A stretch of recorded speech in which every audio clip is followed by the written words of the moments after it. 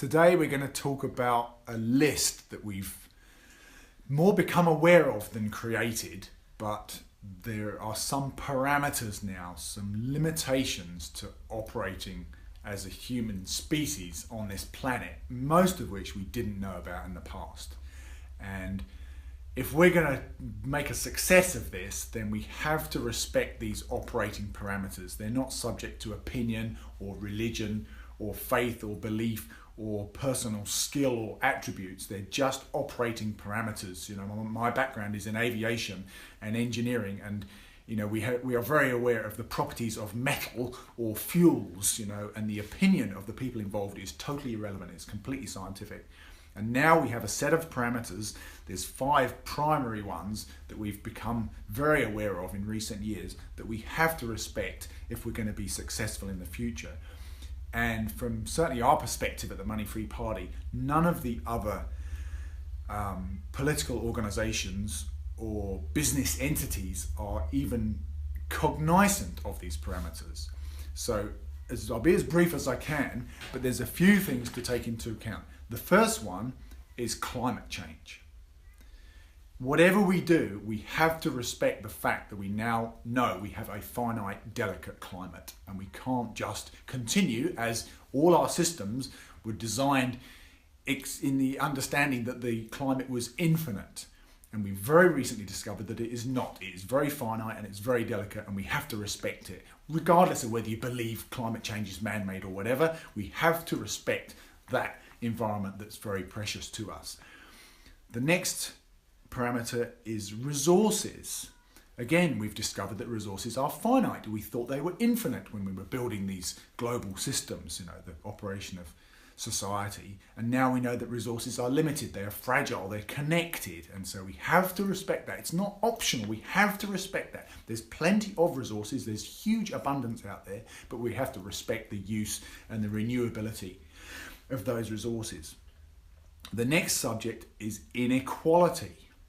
Again, in very recent times, we've discovered that inequality is totally unacceptable for humans to operate successfully within.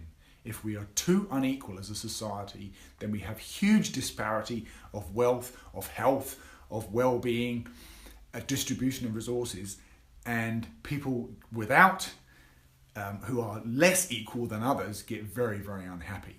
And in fact, disastrously so. So we see suicide, violence, drug abuse, alcoholism, depression, and ultimately societal breakdown because of that inequality. And in New Zealand especially, significant inequality is not actually acceptable to any New Zealanders. It's anathema to the Maori culture. And the original New Zealanders that came from Europe, the Pākehā, they came with aspirations to leave inequality and hierarchy and class behind. And we don't want a deeply unequal society in New Zealand, and it's basically unacceptable and it's totally unsustainable. The next topic is stress. Again, in very recent times, we thought that stress was normal, healthy, and some people coped with it, and some people were lesser and they didn't cope with it. But we've recently discovered through science and medicine and technology and research that stress is actually as harmful as smoking.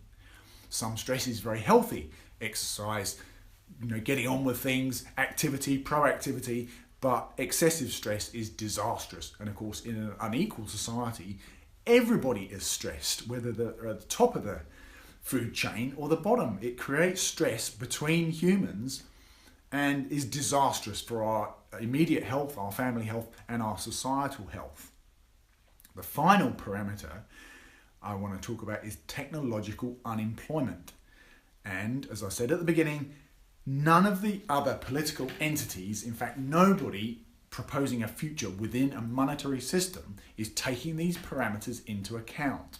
Every proposal that they have fails through one of these parameters.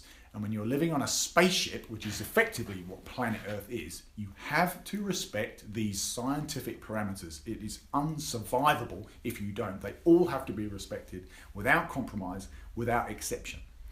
So the final parameter is technological unemployment. We've already seen this massively in recent years, and we see it continuously, and it's only going to get, I was about to say worse, but from a resource-based economy future perspective, much, much better, because the technology relieves humans of the drudgery and the nightmare that is mostly pointless work. We have machines, we have science, we have computers, satellites, hydraulics, electricity, all these scientific developments that make humans' life better. And it doesn't have to be something to be afraid of, like an artificially intelligent robot that's going to take over your life. We're talking about a washing machine, or floorboards, or glass, or training shoes, or a bicycle. They're all technology and they all make humans' life better, and they're coming thick and fast now. And of course, the technological rate of progress is now in an exponential phase, and very soon there just is not going to be many jobs at all.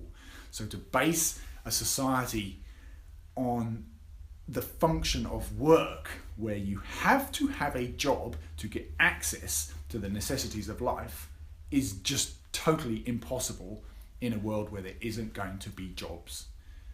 Robots, machines, diggers, etc. are taking over what used to be done by humans, and now the humans can actually be free to be humans and take care of each other, use their skills as creators, as carers, as innovators, as imagination proponents, and to actually look after each other and to look after our environment. And there's a lot of work to do, and we all want to do it, but at the moment, of course, in the money system, we can't afford to do it because we have to go to work to get the pretend tokens to give us access to the necessities of life that are abundantly available and easy to produce. And certainly in the future, we can produce those entirely with voluntary input, because people want to contribute, they want to have value, they want to take care of each other, and it's only the money that's in the way. So that's the list of parameters. We're looking at climate threat, resource limitations, inequality, stress, and technological unemployment. And those are going to change our society to something that is basically utopian, and I can't wait for it.